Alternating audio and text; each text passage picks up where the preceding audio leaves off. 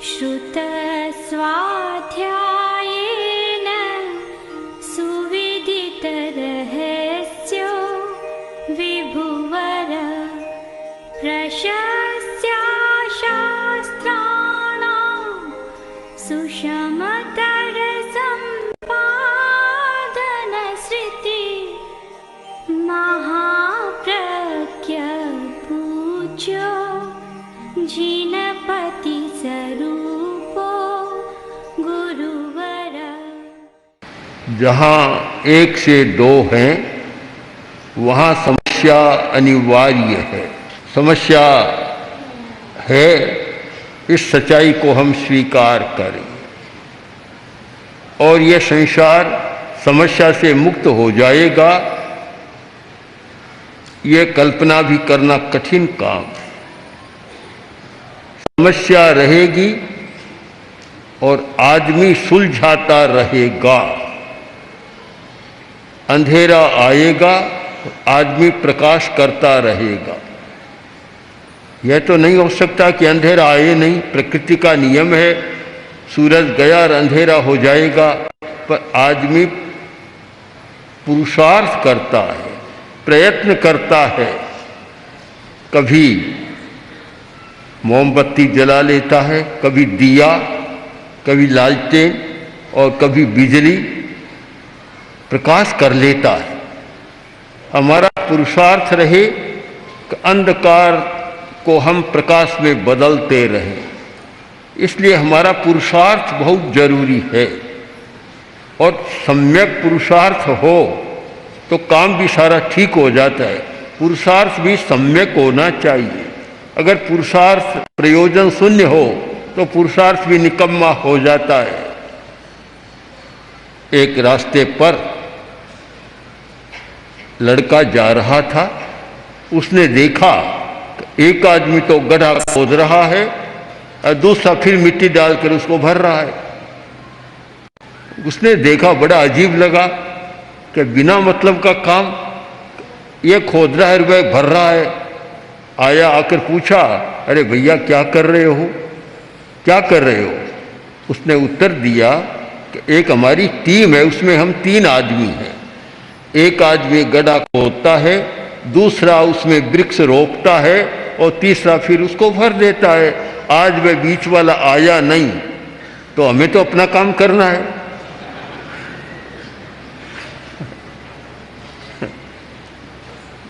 हाँ, तो गड्ढा खोदता जा रहा है, भरता जा रहा है। यह पुरुषार्थ, प्रयोजन शून्य पुरुषार्थ, अर्थहीन पुरुषार्थ सम्यक नहीं है। हमारा पुरुषार्थ सम्यक होना चाहिए, उसका कोई प्रयोजन होना चाहिए। तो समस्या से मुक्ति कहाँ हो सकती है? 2-3 आदमी एक सेठ के पास गए, जाकर बोले, सेठ साहब चंदा दो। किस लिए? अकाल है, अकाल के लिए चंदा दो। तो उसने कहा, अरे तुम्हें पता नहीं, 2 दिन पहले भारी वर्षा हो गई, तो कोई बात नहीं, बाढ़ के लिए चंदा। अकाल की भी समस्या है तो बाढ़ की भी समस्या है। अब समस्या से तो कहाँ हमारा छुटकारा मिलेगा? हमारा काम इतना है कि जो भी समस्या आए हम सुलझाते चले जाएं, प्रयत्न करें, निराश होकर और हाथ पर हाथ रखकर बैठे नहीं। हम पूरी समस्या को 2 भागों में बांट दें। एक भीतर की समस्या और एक बाहर की समस्या। अपने मन की समस्या, अपने भावों की समस्या भीतर की समस्या है और बाहर से प्राकृतिक समस्याएं, पारिस्थितिक समस्याएं आती है। आजकल कुछ ऐसी समस्याएं भी बहुत आती है कि एक आदमी दूसरे आदमी के विकास को रोकना चाहता है और उसके लिए कुप्रयत्न करता, प्रयत्न नहीं कुप्रयत्न, भद्दा प्रयत्न करता है, उसको गिराना चाहता है। हमारे सामने अनेक प्रश्न आए कि एक समय था कि मेरा धंधा बहुत अच्छा चल रहा था, आज ये स्थिति बन गई कि एक पैसे की भी कमाई नहीं है। हमने पूछा ऐसा क्यों हुआ? कि जब बहुत अच्छा चल रहा था तो पास की दुकान वाले थे, उन्होंने कोई तांत्रिक प्रयोग करा दिया और फिर मेरा सारा काम ठप हो गया। बात तो अजीब सी लगती है, ऐसा क्यों हो? पर एक ईर्ष्या नाम का तत्व है। ईर्ष्या, जब मनुष्य में ईर्ष्या की वृत्ति हो जाती है तब वह दूसरे के विकास को देख नहीं सकता और उसे गिराने का प्रयत्न करता है। ऐसी समस्याएं भी बहुत आती है। तो हम क्या करें? क्या इन समस्याओं का भी कोई समाधान हो सकता है? क्या शारीरिक, मानसिक और भावात्मक समस्याओं का समाधान हो सकता है? हम प्रकृति की समस्या को एक बार छोड़ दें। वर्षा न हुई तो समस्या है, वर्षा ज़्यादा हो गई तो भी समस्या है, आदि आदि जो प्राकृतिक समस्याएं हैं उनकी एक बार बात न करें। केवल इन समस्याओं की बात करें जो व्यक्ति के भीतर होती है या बाहरी किसी दुष्प्रभाव से समस्या पैदा होती है। इस विषय में जो एक चिंतन किया गया, आज से हजारों वर्ष पहले योग के आचार्यों ने या मंत्र के आचार्यों ने, मंत्र विद्या और तंत्र विद्या के आचार्यों ने चिंतन किया और कुछ उपाय सुझाए कि देखो समस्या को तो तुम रोक नहीं सकते, पर तुम्हारे पास उपाय होना चाहिए कि कोई भी समस्या आए तुम उसका समाधान कर दो, निवारण कर दो। इस समस्या के समाधान के लिए मंत्र विद्या का विकास हुआ, तंत्र विद्या का विकास हुआ और कुछ योग के प्रयोगों का विकास हुआ। प्राय बहुत लोग मंत्र का जप करते, मंत्र का जप करते हैं, ये तो ठीक बात है, एक सहारा है, उससे शक्ति पैदा होती है। क्योंकि हमारा सारा जीवन प्रकंपनों का जीवन है, तरंगे, प्रकंपन।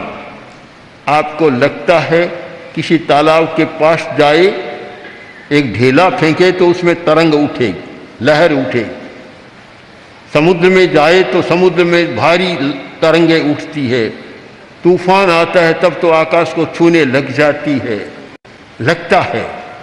पर केवल जल में ही तरंगे नहीं होती, जल में ही लहरें नहीं होती, उर्मियां नहीं होती। हर मनुष्य के जीवन में भी न जाने कितनी तरंगे हैं, पूरे वातावरण में तरंगे हैं। प्रकंपन ही प्रकंपन, प्रकंपन, सारे प्रकंपन चल रहे हैं और प्रकंपन की सारी तरंगे चल रही है। जहाँ हम बैठे हैं यहाँ भाषा के परमाणुओं की तरंगे भी प्रवाहित हो रही है, चल रही है। यहाँ चिंतन के परमाणुओं की तरंगे भी है, यहाँ हमारे तेजस परमाणुओं की तरंगे भी है। इतना प्रकंपन हो रहा है। यह तो अच्छा है कि हमारी आंखों की शक्ति सीमित है, और ज़्यादा शक्ति हो, उनको देखने लग जाए तो आदमी दूसरा काम कर ही नहीं सकता, उनको देखने में लग जाए। प्रकृति ने ठीक किया कि सीमा कर दी। तो आंख भी स्थूल को पकड़ती है, सूक्ष्म को नहीं पकड़ती। अगर सूक्ष्म को पकड़ने की शक्ति होती तो आदमी 24 घंटा देखने में भी व्यस्त हो जाता उन तरंगों को, रोटी भी नहीं खा पाता। तरंग है, प्रकंपन है, और बड़े शक्तिशाली प्रकंपन होते हैं। उनमें एक है ध्वनि का प्रकंपन, ध्वनि का, हमारे शब्दों का प्रकंपन। शब्द का प्रकंपन भी इतना तेज होता है कि जो काम कठिन लगता है शब्द का प्रकंपन उसको कर देता है।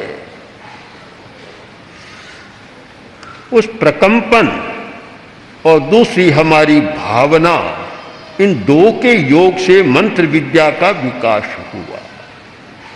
एक तो हमारी भावना जुड़ गई उसके साथ, और एक सारे प्रकंपन है। हम जो शब्द बोलते हैं उसका कैसा प्रकंपन होता है? तो एक तो ध्वनि का प्रकंपन है, उसके साथ भावना का योग, ये दो मिलकर और एक नई शक्ति को पैदा करते हैं कि जब कैसे करें, मंत्र का चुनाव करें। जैन लोग प्राय नमस्कार महामंत्र का जप करते, उच्चारण हमारा कैसा हो, हम एक शक्तिशाली प्रकंपन पैदा कर सकें, बड़ा महत्व है। अगर हमारा प्रकंपन हम ढीला ढाला पैदा करते हैं तो पूरा काम नहीं होता, और अगर शक्ति के साथ करते हैं तो उसकी बात ही अलग हो जाती है, बहुत अंतर आता है।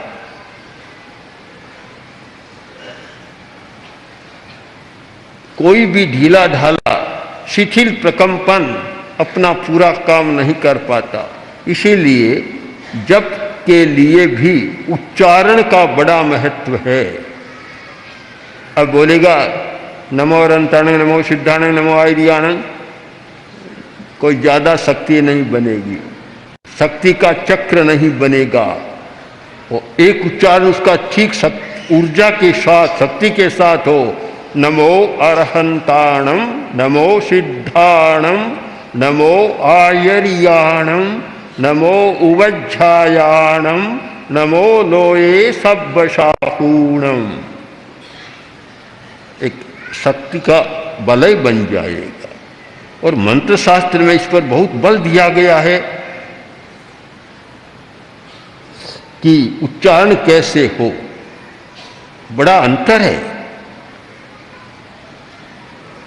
नमस्कार महामंत्र का जब कई कवच बनाए गए, कवच, तो वहां ओम नमो अरहंताणं राम हृदयम रक्ष रक्ष हुम हुम फट फट स्वाहा, तो एक शक्ति का बलय बनेगा। और वही ढीला ढाला किया, ओम नमो अरहंताणं राम हृदयं रक्ष रक्ष हुम हुम फट फट स्वाहा,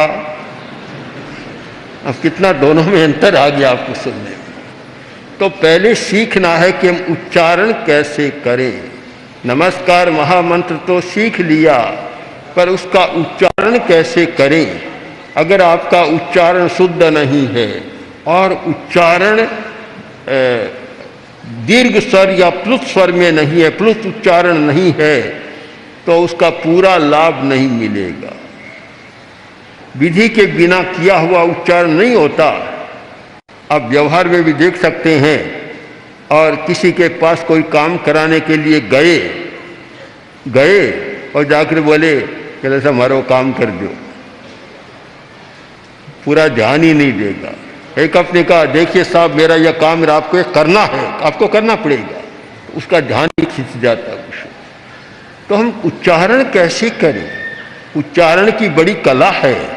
संस्कृत व्याकरण में तो कहा गया कि गुरु उपाध्याय पढ़ा रहा है और खंडिके यानी विद्यार्थी ठीक उच्चारण नहीं कर रहे हैं, तो खंडिकाचार्य चपेटाम दद्यात्, खंडिकाचार्य का काम है एक चांटा जड़ दे, गलत उच्चारण करे एक चांटा जड़ दे।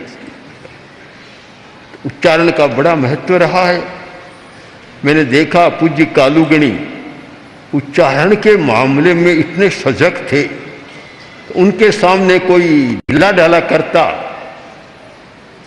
तो उनका एक शब्द बंधा हुआ था कि इनको काम को नहीं, लिपलो है, लिपलो है, लिपलो है, मतलब कमजोर उच्चारण है, लिपलो है, काम नहीं, उसे काम नहीं लेते। अच्छा उच्चारण होना चाहिए। आचार्य तुलसी ने उच्चारण के बारे में बहुत ध्यान दिया, और जब आचार्य बने सबसे पहला काम किया कि साध्वियों को खड़ा किया कि लोगस बोलो, लोगस का उच्चारण सुना। अब गुरुदेव को कैसे पसंद आता, फिर उनको शुद्ध कराया, पाठ शुद्ध कराया और उच्चारण पर बहुत बल दिया, ध्यान दिया। आज मैं देखता हूँ 50 वर्ष पहले की स्थिति, 60 वर्ष पहले की स्थिति कि उच्चारण क्या करते थे, लोगस का उच्चारण करते थे, लोग सोग जोगरे, बस ये उच्चारण था बंधा हुआ, लोग सोग जोगरे, ये एक का नहीं था, हजारों का यही उच्चारण था। आज कोई छोटा बच्चा भी बोलेगा लोगस्य उज्जोय गरे धम्म तिष्ठ यरे जिने अरहंते चित्तई सम चौवी संपि केवली। शुद्ध उच्चारण करेगा। तो पहली बात है उच्चारण हमारा शुद्ध हो तो ध्वनि के तरंगे भी शक्तिशाली बनेगी। उच्चारण लिपला है, कमजोर है, तो ध्वनि की तरंगे बनेगी, थोड़ी दूर जाकर समाप्त हो जाएगी।